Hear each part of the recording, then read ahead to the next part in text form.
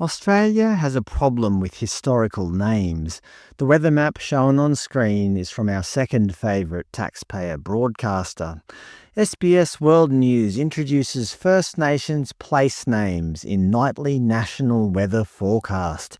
It's odd. They use Aboriginal place names, but they continue to use degrees Celsius, a scientific temperature scale invented by Europeans. Not to mention, they broadcast this mishmash of contradictions on television and the internet, technology also invented by Europeans. So I'm not exactly sure what SBS's point is. Another example of naming revisionism, a famous cheese brand now known as Cheer Cheese used to be called, well, I can't say it. As you can see on screen, it starts with a C, ends in an N, and has two smiley faces in between. The last time I said it, my channel was demonetised. What a joke of a world we live in where we can't say historical facts because, someone might get upset. But another word that is causing issues in Australia and starts with COO is Cook, as in Captain James Cook.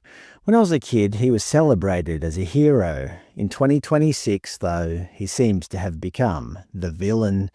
Thank you to the viewers who sent a lot of this information in. According to The Guardian last year, Captain Cook Memorial will not return to Melbourne Park after repeated vandalism. Basically, the Yarra Council decided it was too expensive to repair the ongoing damage, effectively rewarding the vandals.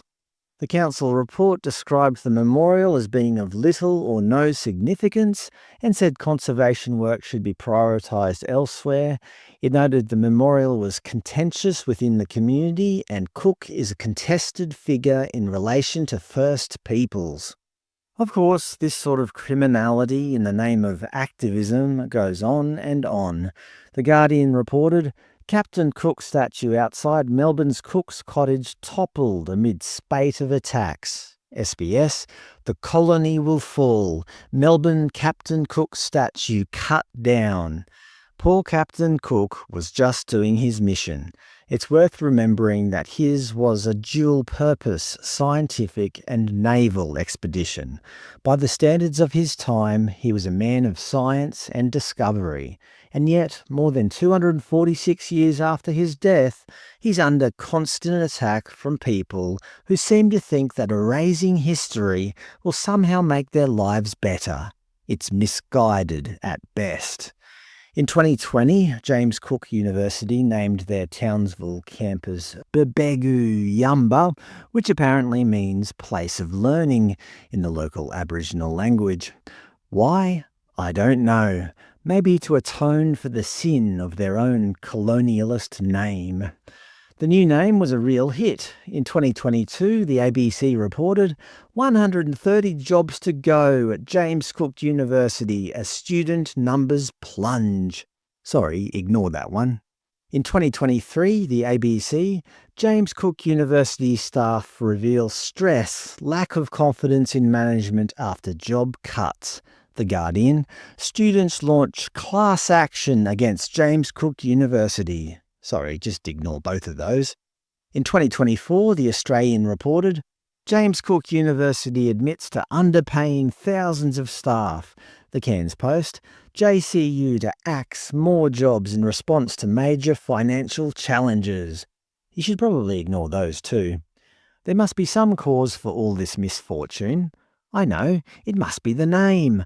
Last week, the headlines read, James Cook Uni slammed over name change committee. Yes, the university quietly set up a committee to handle a possible name change of the institution. Queensland Education Minister John Paul Langbrook said, We think Australians and Queenslanders are tired of this historical revisiting of issues that have helped to make us the country and the state that we are. James Cook is a revered Englishman and explorer after whom the university is named, and Queenslanders and Australians don't want to see, I think in majority, don't want to see this type of historical revisionism.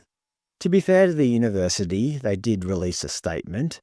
Recent media reporting has mischaracterised the status and nature of James Cook University's governance arrangements in relation to its institutional name. The university is not currently reviewing, proposing, or pursuing a change to its name.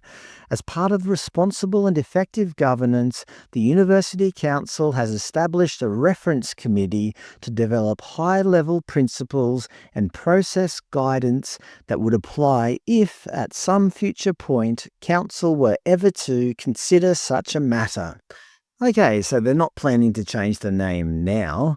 They've just built the gallows and greased the rope, but promise they have no current plans to pull the lever.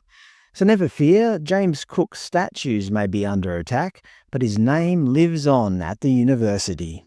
Well, until the activists decide that the mere sight of his name is enough to cause a university-wide historical trauma that only a multi-million-dollar rebranding can cure.